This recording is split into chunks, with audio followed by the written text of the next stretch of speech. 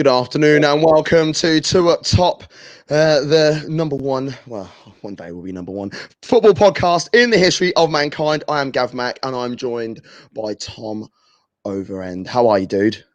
I'm good. Still recovering though from the cup final, but I'm in heart. I'm in heart. After Petr Cech's Havertz comments, I'm very happy. Okay. Well, if you don't know who Tom Overend is, he went viral yesterday.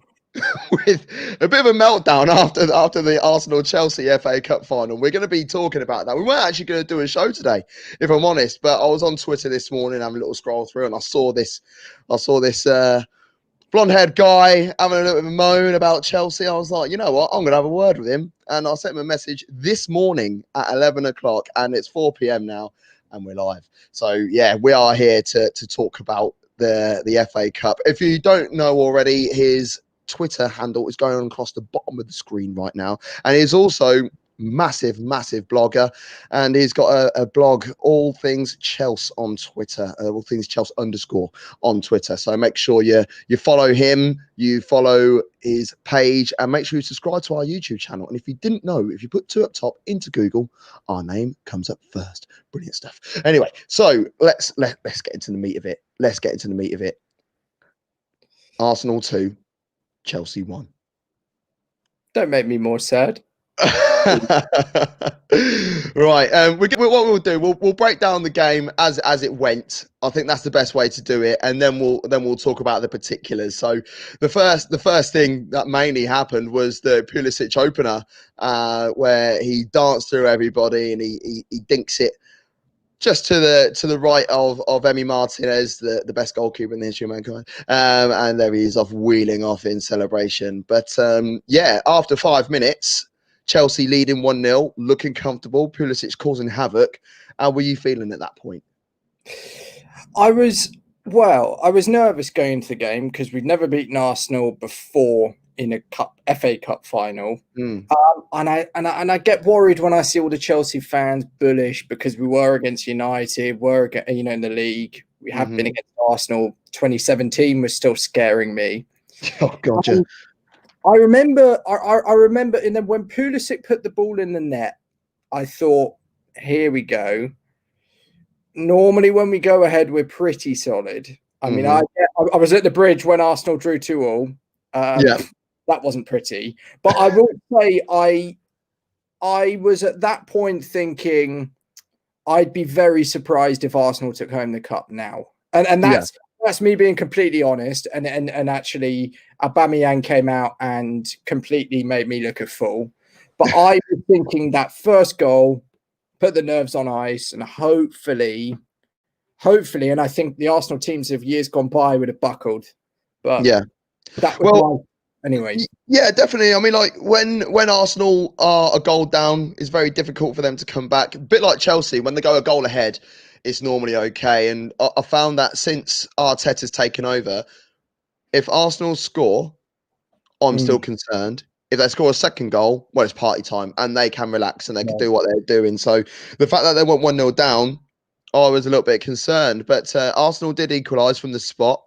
That's a bit of the incident there when Aubameyang was felled by Azpilicueta. Now that move started on the outside of the box. Oh no, it was a penalty for me. It was a penalty. I'm giving a pen for that as well. I had my problems with Anthony Taylor, but that penalty decision wasn't one of them. I don't think personally that it was a red card. I mean, I've heard people tell me with conviction that they were certain that that was a red card and Chelsea were lucky to escape that. I mean, personally, that's not me. I don't know what the general view on that is. I'm on the fence with it. I mean, if a red card was given, VAR wouldn't have overturned it. That's how I see it. Because VAR, I've got my concerns with VAR. People who have watched the show know that I am not an advocate of VAR at all. I absolutely hate it, if I'm honest. But when I first saw it, I thought it had to be a red. He's not made any genuine attempt to get the ball. But then when you see it again, you see Rudiger is knocking around as well on a bit of cover. So for that reason, I'm not giving a pen. But it's one each. Arsenal were growing into the game at that point, and it wasn't looking good for Chelsea. But Pulisic was still very interested in that. Dave Dennison, who's watching the show, he says best team won. Gav Mac, oh, you know it. But yeah, Pulisic was running the show. He was running the show, but he got injured. And when I first saw that, now I thought that Rob Holding probably caught him or something, and that's why he sort of buckled it. But when you see the replay, so I think it was like the third replay, you see his face grimacing about 6-7 yards before he actually pulls his shot off. He was still able to get a shot off, which I thought was incredible for a 21-year-old to have that level of determination to still try and get something off the end of it was brilliant. But how were you feeling when Pulisic went off injured? Well, actually, also before that, so just before the break as well, Pulisic was good, but I did think Arsenal were the better team. And at half time, I was thinking Chelsea were lucky to not be behind. From the minute Aubameyang scored the penalty, I was suddenly then again very nervous. I was at friends actually, and my dad was going, "Oh, we will be fine," but I kind of got bad vibes after that. And then Kovacic getting the yellow, I think it was shortly after. It might have been before. What did you think of that challenge? The first yellow, it was a yellow.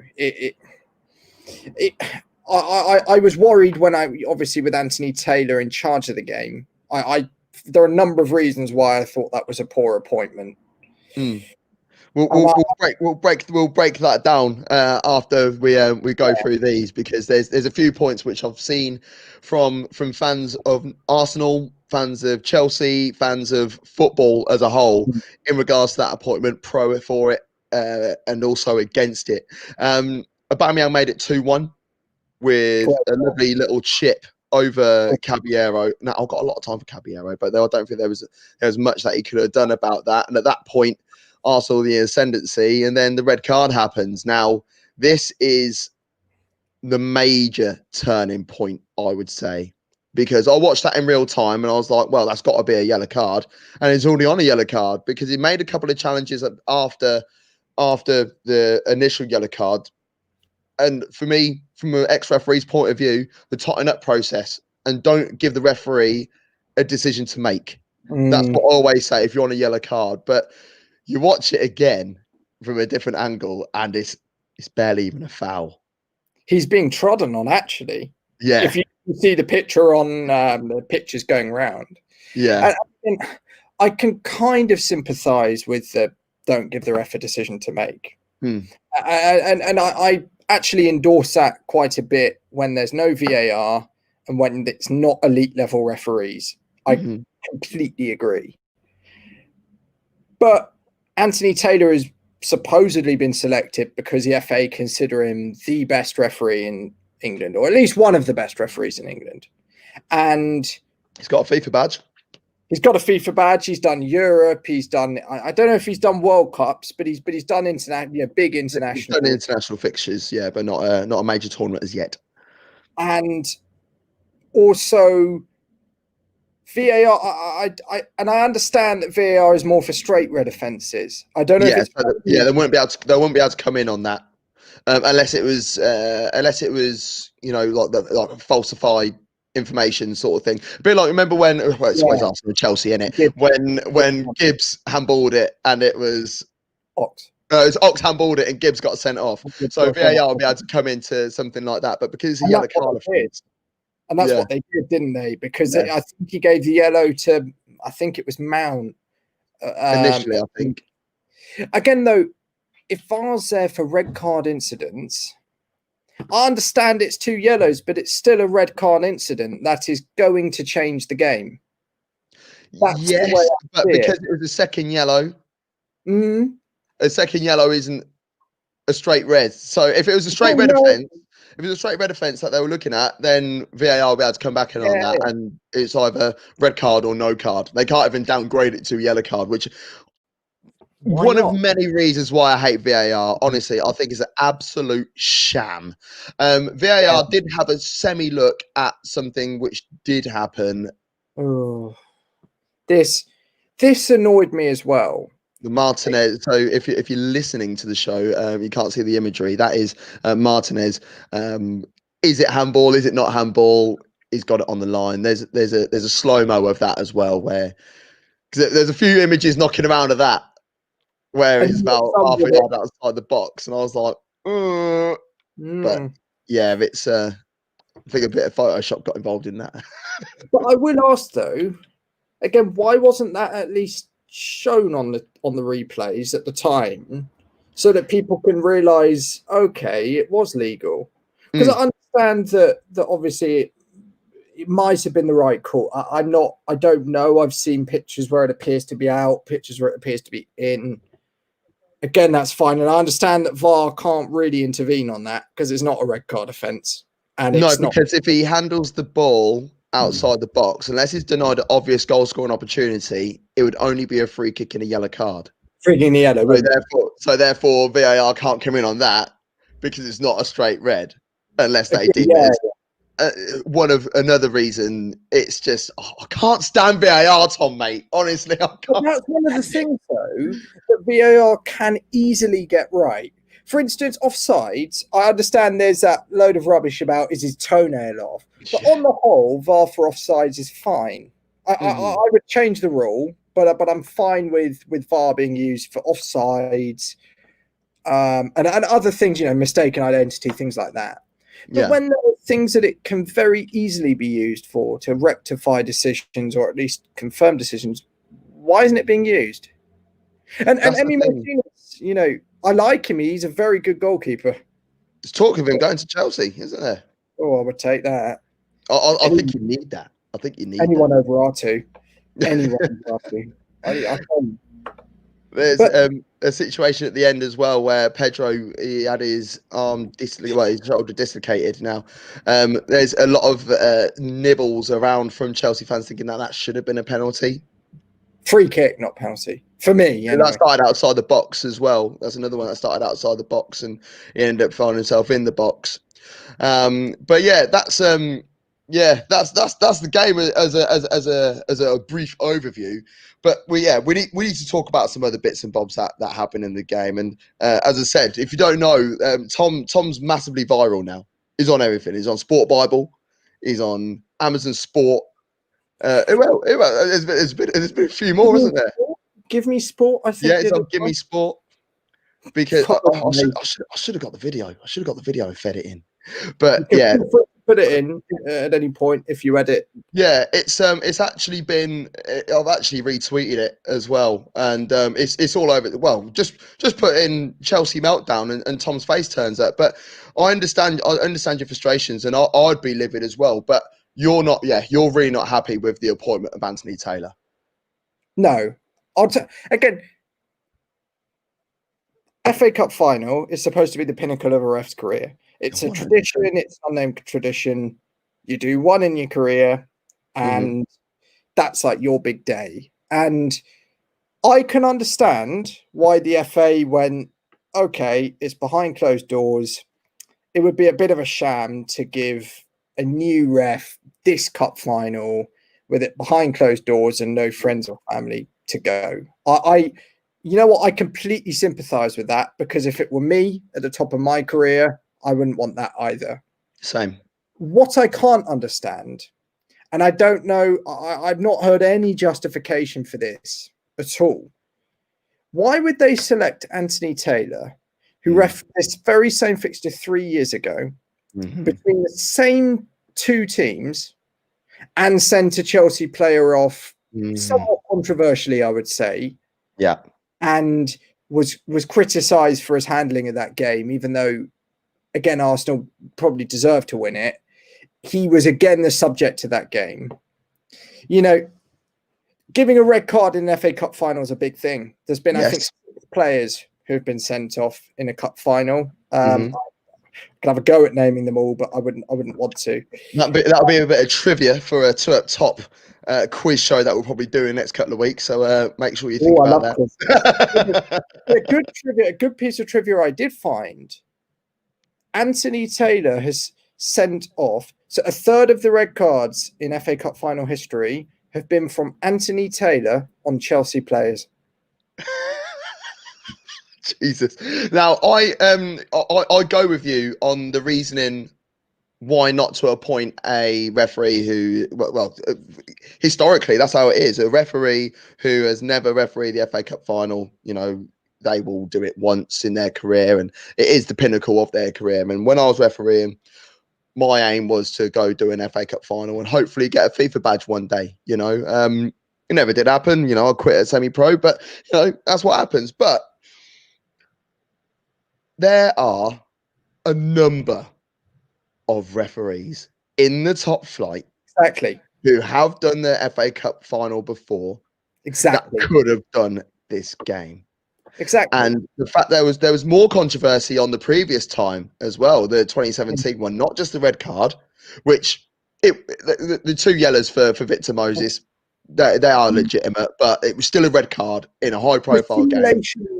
I always find difficult for second yellows. Personally, if I were a ref, I'd think long and hard before giving a yellow for simulation, before giving a second yellow for simulation. On that, I think he did get it right. Yeah. But if you didn't get it right, the amount of abuse you would get. Oh yeah, you're screwed. Yeah, and the assessor will come down on you as well. Yeah, but it was the first goal in the 2017 final, which I still don't understand how that goal was given, because Ramsey is making a genuine attempt to go towards the ball from an offside position. He puts his arms up, is a yard and a half away from the ball and Sanchez, who was onside, who's then put it home. The flag goes up by Gary Bezic, and I think it's the correct decision. It should be offside. Next thing you know, a bit of chit-chat, Anthony Taylor gives the goal. So there's controversy behind that game. So to have Arsenal versus Chelsea again 3 years later, and it's the same referee, I think is a bad decision. And I'd be livid about it. I wasn't overly happy with the idea of him. It could have been our best referee in the country right now in Michael Oliver. You think I'd go Martin Atkinson myself. Or Martin Atkinson, both from up north as well. Both have no ties to London or London clubs. I'm not saying that that other referees support other clubs and things like that, but there's no direct tie. So that could have been easily rectified there. So yeah, I'm not very happy with that. But yeah, I do think on the whole, Arsenal did deserve to win yesterday. I was very quiet for the first 20 minutes. I was in the living room, my missus, a couple of my mates, we were all in the living room, and I was sat there in my bruised banana before the game, nice and chill. I was like, right, I'm gonna have a fag before the game. I cracked a beer. I sat down. I was like, right, come on, game time. And I just saw Pulisic just dancing about, and I was thinking, mate, this is bad. This is going to be very bad. And then, yeah, as I said, once Arsenal grew into the game, my confidence also grew into the game. I think the whole street heard me after the final whistle, and the only person that really messed up yesterday was Aubameyang. Really, yeah, he might have scored a brace, but just lift the trophy, not the base. Come on, mate. He's not used to lifting trophies. Yeah. My view on the game, in that I did think, based off of the 72 minutes that were before the red, Arsenal deserved the win. Yeah. What happened with the red, that prevented Chelsea from having 25 minutes, give or take, to respond and try and get an equaliser. With 11 men, that's much easier than with 10 men. And at the Emirates, Chelsea played Arsenal, were a goal down, scored 2 in the last 15 or 10 or 15. Yeah, last 10 minutes. Yeah, that angered me. That's probably the most angry I've been at Arsenal this season. Yeah, because Arsenal were brilliant that day as well. Oh my God, yeah. And I'm not going to say that, based off of how we were playing, we were going to equalise. But Frank could have made a genius sub or something, or we could have brought on somebody and something would have worked. And we could have got an equaliser, extra time or whatever. But the red, I'd say just ruined that chance, So that's why I said in the video, they've not robbed us the FA Cup, because I think Arsenal, based off 72 minutes, better team. I have no qualms saying that. but I think it was a 72-minute match in some ways. That's the way I see it, if you know what I mean. I have levels of agreement with you there. I'll look at Chelsea. Chelsea didn't have a shot on target in the second half. Yeah. And you can't win games without a shot on target. Well, you can, like Loggies or something like that. But like it's the chances are slimmer, aren't they? But like if you're not able to get a shot on target, then you can't do anything with it. Kante was on the bench. Yeah. What's his fitness level saying? Because I felt that game from even when Chelsea were doing what they were doing the first 15, 20, that was a game that I felt Kante needed to be in. Yeah, I think he was half fit, and managers in the past would have played him. I think Conte would have probably played him. Sarri possibly not, but managers of the past would have slung him in. I think he's had recurring hamstring problems, and Lampard probably thought, we've got top four. We have Bayern. I don't know what he's going to do with that game at all from 3-0 down. Yeah. And I think he was, for the first time, looking at the long term rather than the short term. And whether that's a blessing in disguise. I mean, I've said before on my Twitter that I think Kante is a 1 game a week player. Yeah. I don't think he can cope with that, with more than one. He has hamstring problems. He's had recurring injuries. I think mean it's too much for him to play twice a week all season. You know, his best seasons were Leicester, no Europe, Chelsea, no Europe. Then he had to play Europe, and he's had injury problems. Yeah. And that's been a recurring problem for him for a while. So I can only assume Lampard thought, put him on the bench to show he's all right, but not play him unless we desperately need him. Even though I don't know. I mean, it's a very weird one, I have to say. With the Bayern game in mind, you are 3-0 down. How do you think Chelsea should approach this game? It's such a weird one because we've got so many players out now. I think we've got, to varying degrees, problems with about 7 or 8 players. Some are saying take the youth team, although I don't want that because it'll be a bloodbath. I would just play like a really attacking shape, try and get a couple.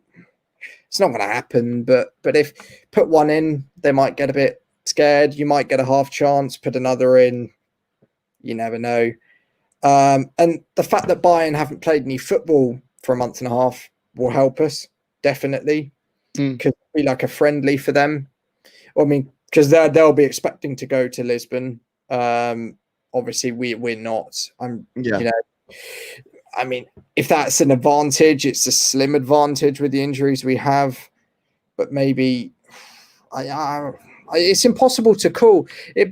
I mean, I don't know if he'll use it. I mean, I would have said maybe he uses it as a testimonial for Pedro, who's leaving, and Willian possibly as well. Well, Pedro's screwed now, isn't he? With his with his. I mean, the deal was agreed with Roma. The team I feel sorry for is Roma.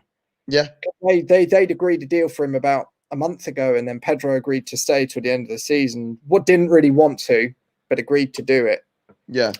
Now, one of my pals is very, very heavily involved into up top. Stephen Cotton now is he's a Man United fan, but he follows a lot of Roma. That's his second team, if you want to call it. I don't understand what Roma do and why they're doing it this way. They just love buying washed up old players, because Pedro, he's won it all. He's won everything. But what's he, 31, 32? He's dangerous still, though. I mean, I remember Ribery going to Fiorentina was another weird one. Yeah.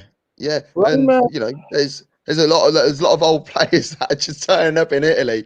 I find it quite funny. Roma side that got to the semi-finals of Champions League when it was like Alisson, Nangolan, Strootman, Dzeko. That was a really lovely team. That probably the best team they've had in about 20 years, isn't it? And it just got dismantled, really. And then it wasn't the same the year after. And then this year I think they've got Europa League. They've really struggled. I mean, I think they're keeping with I think it's Francesca.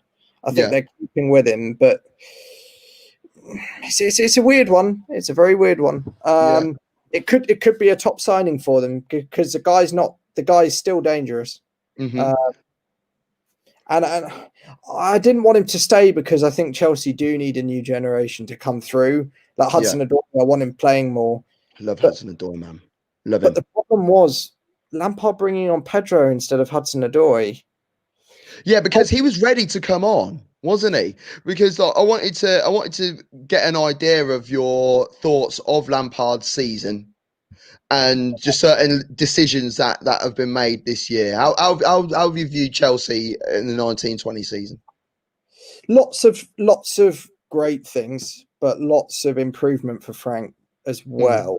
Like Frank's flexibility's been good, but at times it's been too much. Like he's changed for the sake of changing. I think to get top four was a little bit of a miracle. I think I applaud him for that. I think he's creating great things. He's given the youth a chance, which I love. But he's made mistakes. You know, at Sheffield United, he messed up. He messed up big time. I think some claim he didn't get things right yesterday. I can see why he matched the three at the back. I would have done. It was a team I wanted more or less. So I can't exactly go and say he should have done it better. I'll give him a 7 out of 10. And I know lots of people give him a lot more than that, but I think he's still some people are going less than that.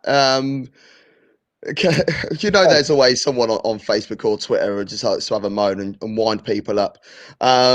This one that I saw earlier on today, impressive season for Frank Lampard, took Chelsea from 3rd to 4th, got 6 points fewer than Sarri, conceded as many league goals as Brighton, and lost to 8th placed Arsenal in the FA Cup. I mean, when you see things like that, I think the only thing that he could take legitimately out of this bit is the conceded as many goals as Brighton part. What have they got to do to tighten that up a little bit? Because Sarri had a lovely defence. I think we conceded the 3rd least in the league. And I think of the 32 or 34 we conceded, 10 were in the space of a week when we lost 4-0 to Bournemouth and 6-0 to City. But apart from that, it was really, really impressive. I think personally he's got it wrong because he's had so many different combinations at the back. There's been no consistency. He's gone 3 at the back sometimes, he's gone 4 at the back sometimes. As Piliqueta's going to turn up at left back and at right back. Tomori's been in and out. You know, so what if you're looking at, you know, well, Chelsea got money again. They've gone out, they bought Ziyech. Looks like Havertz deal is going to be done. They've got Timo Werner.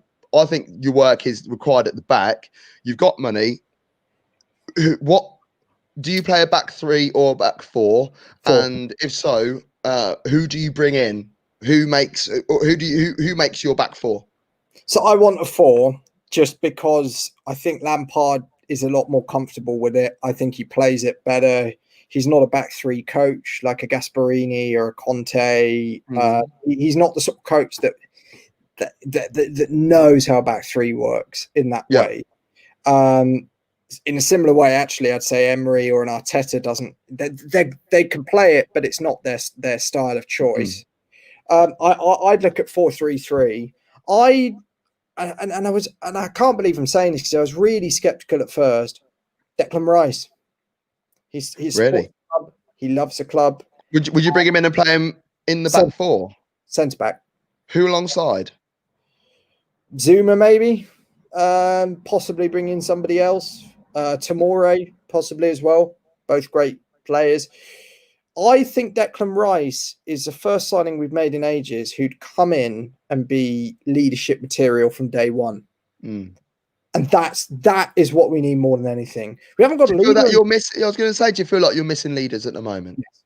I mean, Jorginho, I love the guy. I'm not. I love Jorginho. I had a lot. I didn't really enjoy him at all because I felt that Jorginho was just such a sideways man. Get the ball, pass it backwards. But now we're realizing, we're seeing more about what Jorginho actually does, and a little bit like with Liverpool when Henderson's missing. When Jorginho is missing from the Chelsea side, they miss him. What I would say though is, I agree. I think he's a great footballer. He's an amazing. I call him the conductor in the orchestra. I think that's what he wants to call him. Metronome. The problem is when now Lampard doesn't want to play his style, Jorginho looks short because Jorginho is a classical music man. He's a slow burner. He builds up the play slowly but smartly.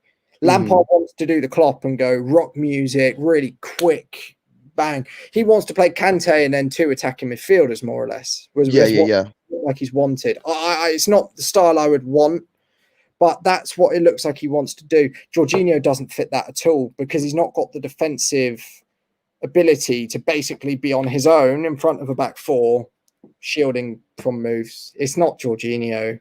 And I worry that even though he's vice captain, his days are numbered at Chelsea. So Declan Rice can also step in there if needs be. If Kante gets injured, you've got Rice who can play in centre defensive mid. It's a funny one because if someone had said to me 2 months ago, you're going to endorse Declan Rice coming to Chelsea, I'd have laughed at you and said, no way. But he's young. He is a young leader. Now, I don't think West Ham would be very comfortable with letting someone leave the club of such high stature already as a youngster to another London rival as well. So I think that might be a little bit out of the way. But it could work because at the end of the day, Chelsea have cash and an agent will start chirping and next thing you know, is what happens.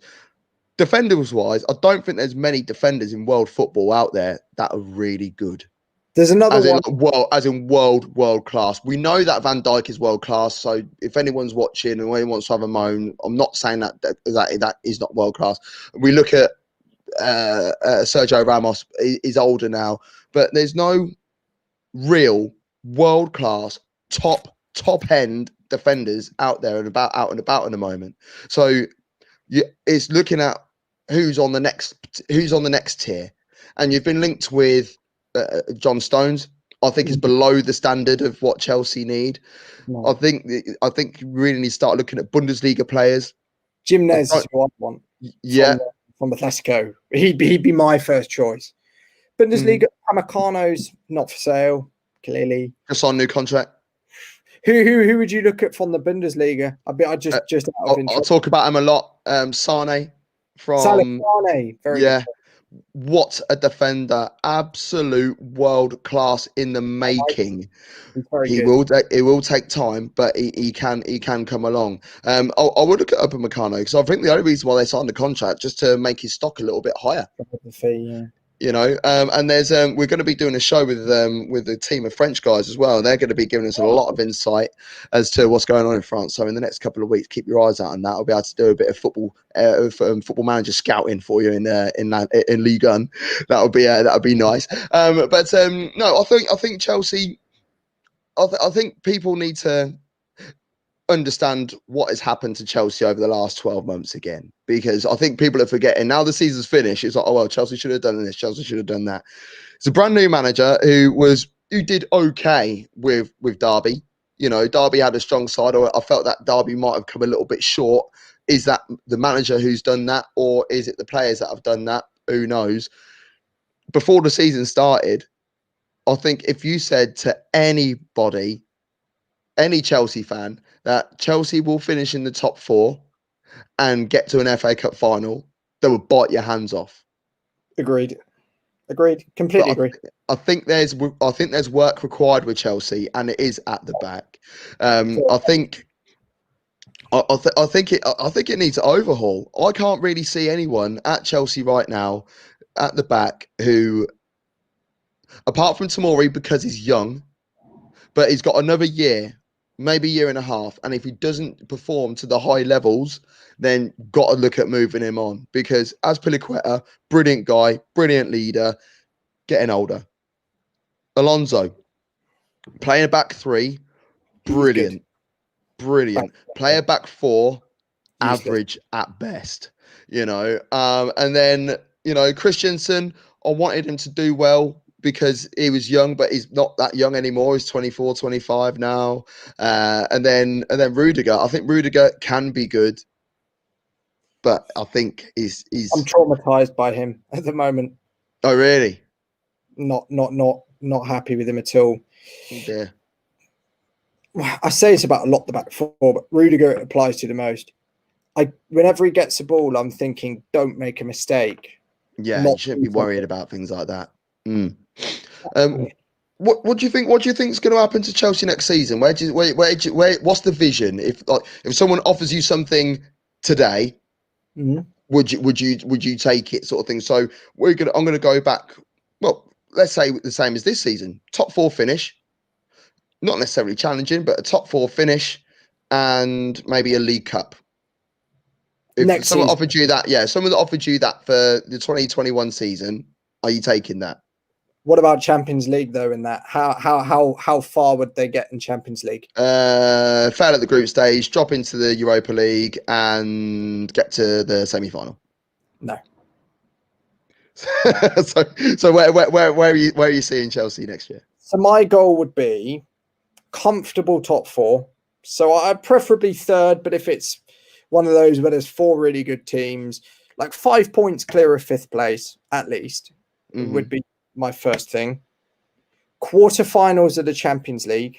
We haven't got there as a minimum. We haven't got there since 2014. So that's why I really want us to win around a 16 tie, because we are turning into Arsenal on that. And somehow nobody said it, but we oh no, it's forgotten because you guys won the Champions League final in 2012. So it's, and you got to a Champions League final in 2008. You got to the semi-final in 2009. So there's more richer history of that period. But you're right, yeah, they haven't got beyond a quarter final for 6 seasons. Six seasons. Not good enough. It's, yeah, as a team of Chelsea's stature, the money that they've got, the players that they're able to attract, then yeah, and I mean, strive for more. It's the final of the Champions League. I mean, I don't think that's too much to ask, if I'm honest. Win the group and 1 2-leg tie. I understand it's a top tournament, and if you don't win your group, you're in trouble. And even if you win your group, you can be in trouble. And nowadays, because the seeding's changed, so you can have 2, 3, 4 groups of death. So it's difficult now. And I mean, as I say, that's a big one for me personally. I don't know what others would say on that. And then a domestic cup would be great if we could win a League Cup. That would be great. I love the League Cup myself as well.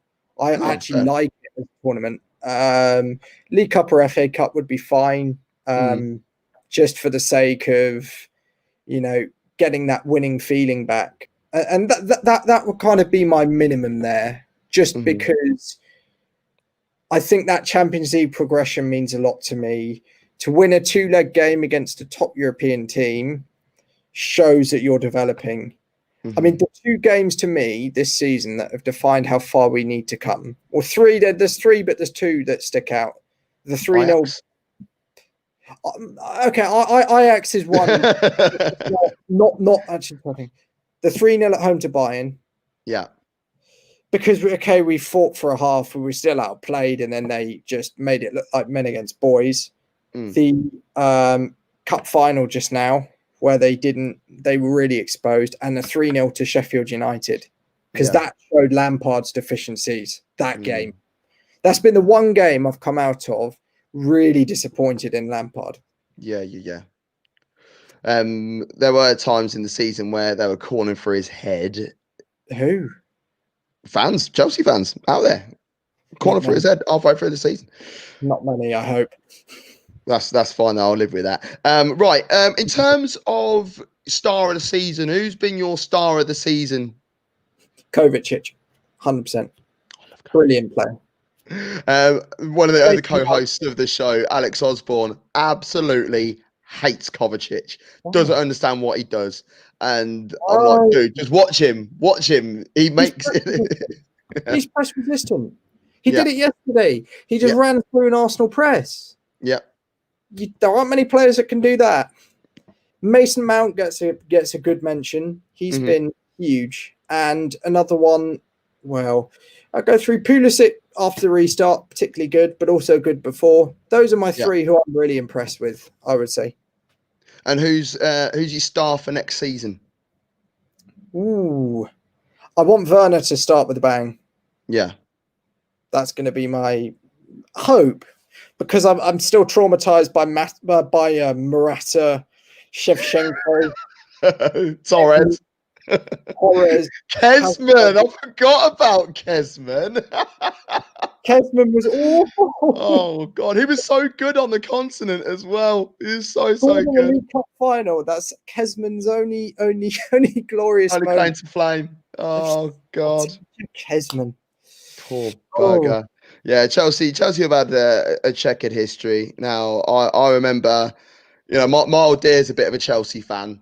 love it. So yeah, but we're going back to like the days of Dennis Wise and Love it. Kevin Hitchcock and Love it. what other names can I pull out? Eddie Newton. I'll sabotage this slightly just because it's relevant. All things Chelsea, check it out. We had an interview with yours truly, Dennis Wise. Oh, fantastic!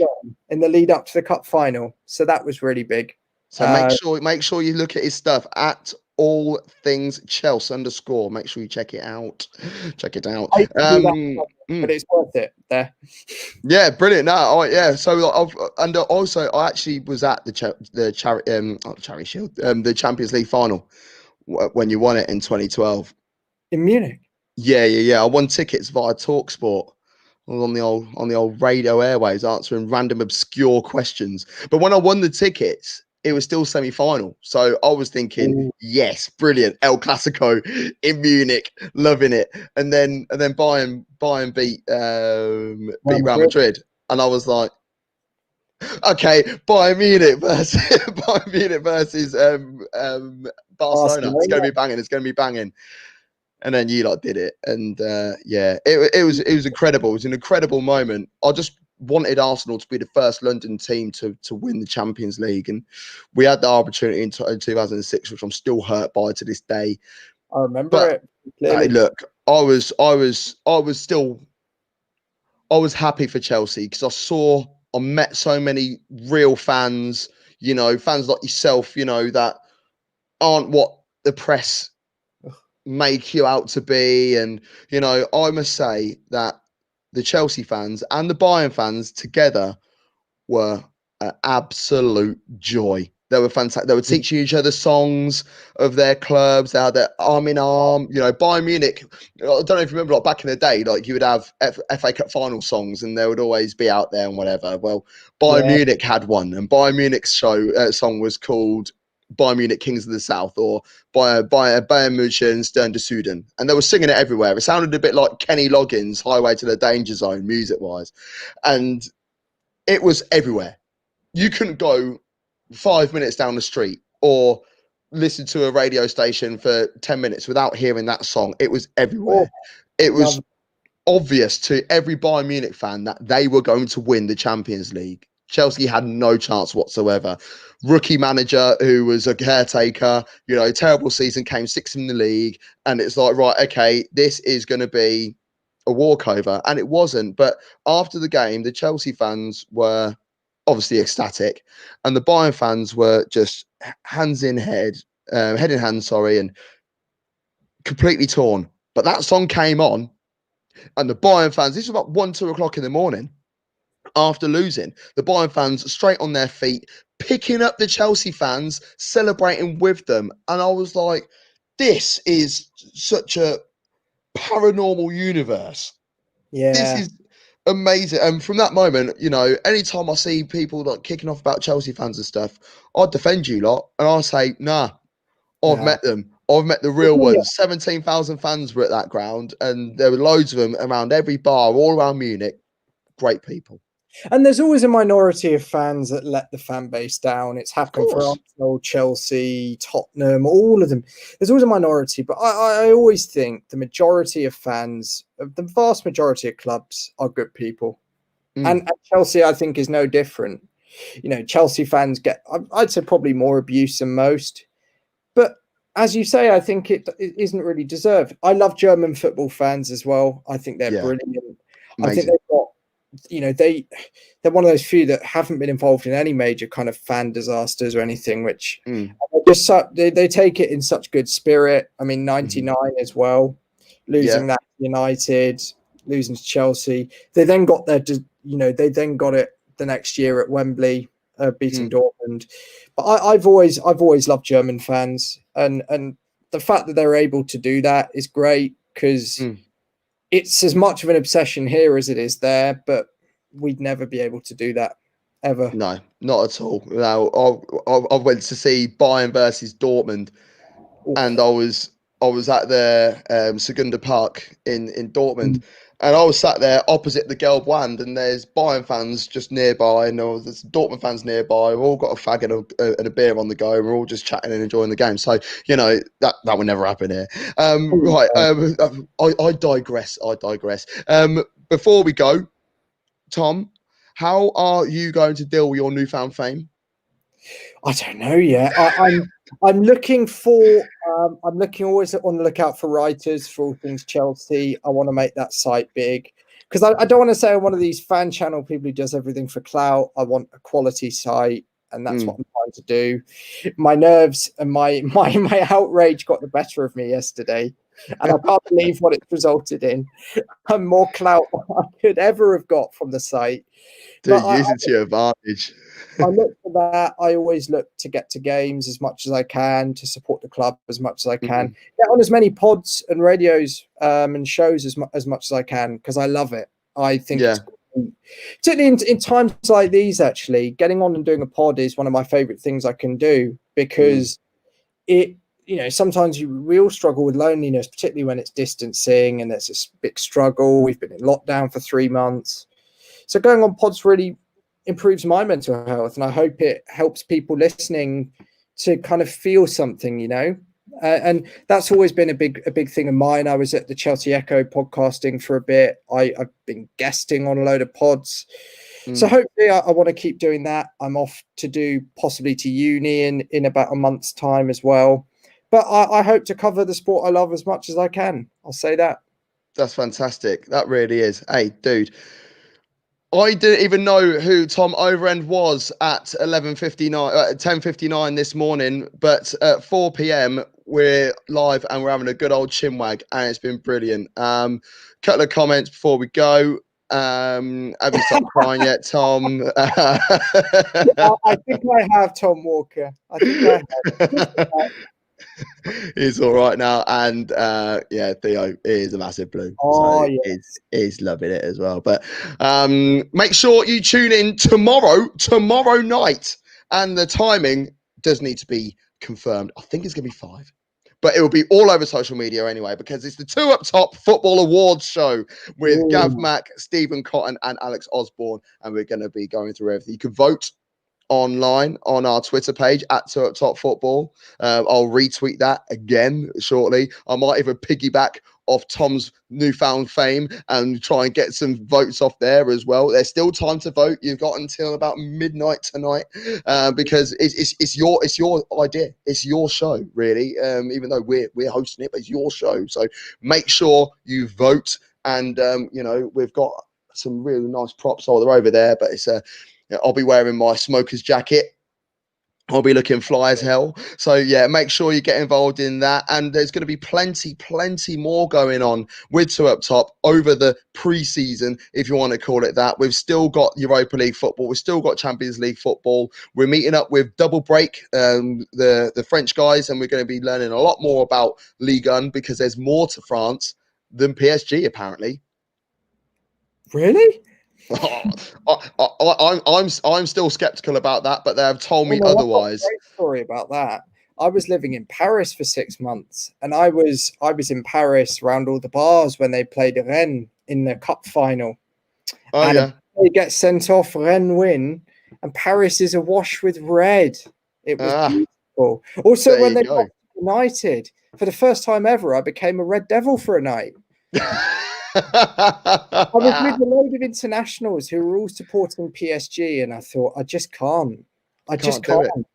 So not when it's a team from my own country and internationals trying to, say the Prem's not good and English football. No, I don't buy that. I don't buy that. And that's what I mean. When French fans are trying to turn around and say that, it's like, mate, come on. You're lying. And it's like, what was so satisfying, I say, being around 20 to 30 internationals from everywhere in the world. when it was a Champions League final was Liverpool Spurs, Europa League Chelsea Arsenal. It was the most beautiful sight to say. Oh, it was brilliant. It was the massive finger up to UEFA, weren't it? It was I brilliant. loved that. Absolutely loved it. Yeah, it's a shame that you did us that night. You absolutely hammered us as well. It was embarrassing. Great goal from Iwobi though. But yeah, and we've also got lots of Bundesliga football, which we'll be talking about again because we do have a Bundesliga show, and you can follow us on all social media at Top Football. We're trying to promote the YouTube stuff, so that's why it's down there. And I said before, make sure you look at Tom's stuff. His personal Twitter is TOvers98, and make sure you follow that blog, all things Chelsea _. But for myself and Tom, once again, thank you very much for joining me as well. Anytime. Absolute lad. But for myself and Tom, thank you and goodbye.